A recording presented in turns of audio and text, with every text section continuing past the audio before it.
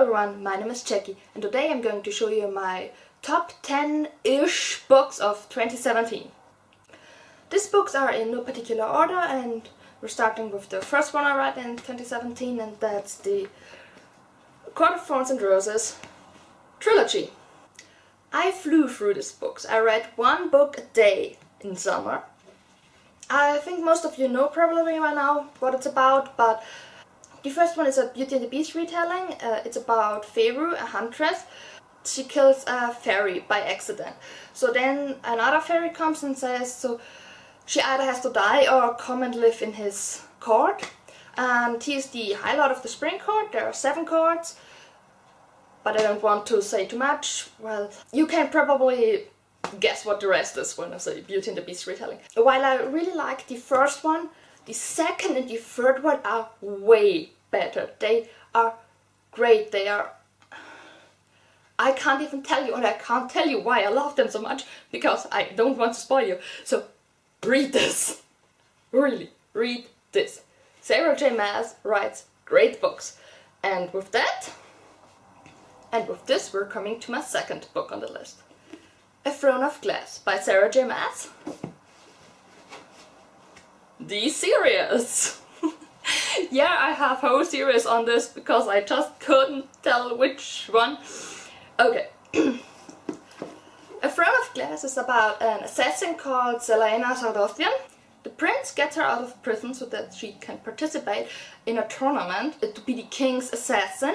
The first book is all about this tournament, and the others... I can't tell you much about the others because it would spoil you, but let me tell you, if you would read the first and the third and the last one, you wouldn't know that it's the same series because it's so different. I actually read this book for the second time this summer. When I read it the first time, I read it in German, and I didn't like it that much, but when I read it in English, after reading A Court of Thorns and Roses, I loved it. And for these 5 books, I also read one book each day for a week. And I just love it, and read it. Sarah J. Maas, as I said, is great. The next book on my list is Even the Darkest Stars by Heather Fawcett. This was part of one of the Fairy Loot boxes, and it's about a girl named Kamsin, and she wants to be the Emperor's Royal Explorer, which means she wants to explore the world and climb mountains. And she has the chance to go with one of the Emperor's explorers and climb the highest mountain in the world. But her sister goes with another party, and it's a race, and it's who goes there first, and does she want to win or does she want to protect her sister? And of course it's also a little love story in there, and it's a really great book. I was kind of skeptical when I first read it because I'm not into climbing mountains or something like this, but this was really great, and it's a fantasy book. Even if it doesn't sound like one, it's a fantasy book. There is magic in there. This book surprised me that I liked it that much, but yeah, I did. Of the next books on my list, I don't own a physical copy. The first book is Cinder and Ella, which is a Cinderella retelling. It's about Ella and Cinder. They only know each other via the internet and talk about their favorite books, in which the main characters are called, I think, Ella Mara and Cinder. And while Ella really is named after this character, Cinder has another name. In real life he's a Hollywood actor and he's very famous. And Ella on the other side is just a normal girl, so it's the classic Cinderella retelling, yeah. And she also has these 2 stepsisters, which she only meets after she has an accident with her mother, in which her mother dies, and she's left severely burned and with lots and lots of scars on her whole body. That's what's different between this and other Cinderella retelling. It's not just this love story, it's not just the 2 of them, it's about her and accepting what happened to her and accepting her body and accepting her new family. And it's a really great book. Of course, it has all the cliches of all the other Cinderella retellings, but still there is something new, something unique, I would say, because of this accident. And this book has a sequel which is called Happily Ever After. And yes, I know the title is cheesy, but it's still a great book, and I love the sequel. and I can't really tell you why, because again I don't want to spoil you, because maybe you want to read it. The next book on my list was also included in a fairy lit box, and it's First of a Thousand Lanterns by Julie C. Dow. This is a retelling of Snow White, or more exactly the origin story of the evil queen. It's set in an Asian setting, and it's about a girl called Shifeng, I think it's pronounced. I don't know, it's really complicated. And her fate it was to become the next empress of her country. But in order to become the next empress, she has to use dark magic, blood magic. And she has to kind of sacrifice the only person that truly loves her. It's a great book. I loved it very much, and it's kind of heartbreaking because there's this character that you love that much. You want her to be happy, but you know, she will become the evil queen, so she can't get a happy ending, yeah? But this is the first in a series. I don't know how many books will come out there, but it's a great book. The next book on my list is Fangirl by Rainbow Rowell. I didn't want to read it when I first heard about it, but then I heard so many great things about this book that I just had to read it. It's about Kath and Ren. They're twin sisters. It's about their first year in college. Ren wants to do something separately from her sister, so Kath is suddenly very alone. And that's a problem for her because she has anxiety issues, and now she has to learn how to live without her sister and to be open and try new things.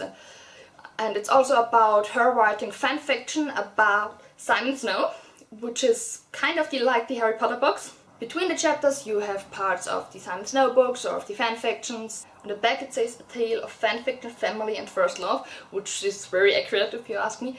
What I really loved about this copy is there's this picture of all the main characters on the front, and on the back you have a little comic of a very important scene in the book. I think that's really sweet. And I loved reading it. I love Rainbow Rowell's writing style, and after reading this I knew I wanted to read her other books. Of course, starting with Carry On.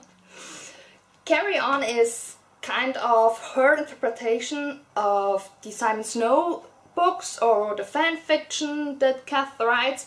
It's not really clear, it's neither one nor the other really. And it's of course about Simon Snow, who is the chosen one, just like Harry Potter. And this is his 8th year in this wizarding school.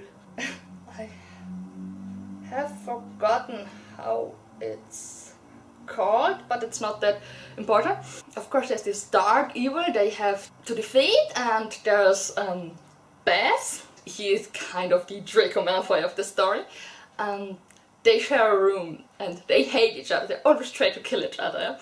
But what Simon doesn't know is that Baz is in love with him.